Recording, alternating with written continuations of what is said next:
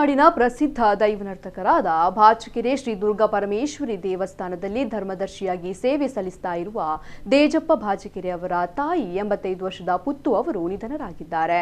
ಮೃತರು 4 ಹೆಣ್ಣು 3 ಗಂಡು ಮಕ್ಕಳು ಹಾಗೂ ಮೊಮ್ಮಕ್ಕಳನ್ನ ಅಗಲಿದ್ದಾರೆ.